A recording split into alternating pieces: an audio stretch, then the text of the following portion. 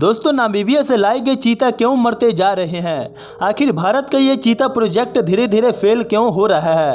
भारत में एक समय ऐसा भी रहा है जब यहाँ के सभी मैदानों में चीता की आवाज़ सुनाई देती थी। दिव्या भानु सिंह की लिखी गई the end A troll the Indian चीता के अनुसार मुगल बादशाह अकबर के पास 1000 चीता हुआ करते थे और उसने अपनी पूरी जिंदगी में 9000 से भी ज़्यादा चीते पाल रखे थे।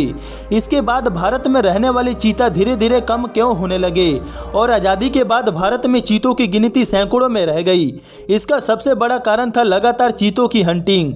उस समय लोग चीतों का बहुत ज़्यादा शिकार करने लगे, जिससे कि चीतों की संख्या में लगातार गिरावट आने लगी और ये सब लोग सिर्फ अपने शौक को पूरा करने के लिए इन चीतों को मार गिराते थे। हालांकि अंग्रेजों को इनमें ज़्यादा दिलचस्पी नहीं थी, लेकिन वो भी कभी कभी चीतों का शिकार कर लेते थे। वहीं भारत में बचे आखिरी 3 चीतों को मध्य प्रदेश के महाराजा रामानुज प्रताप सिंह देव ने 1947 में उन्हें मार गिराया। उसके बाद 1952 में भारत सरकार ने हमारे देश से चीता के विलुप्त होने की घोषणा की।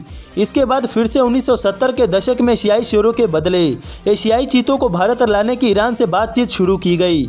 ईरान में एशियाई चीतों की कम आबादी और अफ्रीकी चीतों के साथ इनकी आनुवंशिक समानता को ध्यान में रखते हुए भारत में अफ्रीकी चीते लाने का फैसला किया गया। कुछ सालों के बाद साल 2009 में मनमोहन सिंह के सरकार में फिर से एक बार चीता को भारत वापस लाने के लिए आवाज़ उठाया गया, लेकिन उस वक्त भी किसी कारण से चीतों को वापस नहीं लाया गया। इसके बाद साल 2022 में चीतों को लाने का फैसला किया गया और 17 सितंबर 2022 को नामीबिया से 8 चीतों को भारत वापस लाया गया और कुछ समय के बाद 12 चीते और भी लाए गए।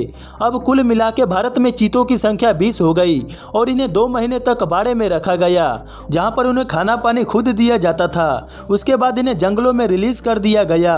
जब एक चीता को पहली बार हिरन का शिकार करते हुए देखा गया तो लोगों को बहुत ही खुशी हुई और थोड़े समय के बाद एक मादा चीता ने 4 बच्चों को जन्म भी दे दिया।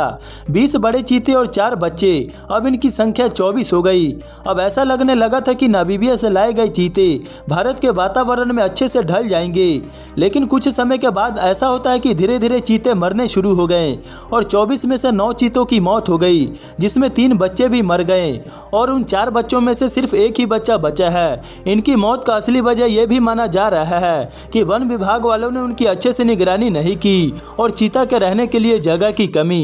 एक चीता को रहने के लिए कम से कम 100 किलोमीटर की जगह की ज़रूरत पड़ती है, लेकिन उन्हें उतनी जगह नहीं दी गई और जगह कम होने की वजह से चीते थोड़े एग्रेसिव हो जाते हैं और वो आपस में लड़ने लगते हैं, क्योंकि चीता ज़्यादातर अकेला रहना पसंद करते हैं। इनके मौत का एक कारण यह भी कहा जा रहा है कि 6 में से जो बड़े चीतों की मौत हुई है, उनमें से एक चीता की मौत किडनी खराब होने की वजह से हुई और एक की हार्ट फेलियर की वजह से।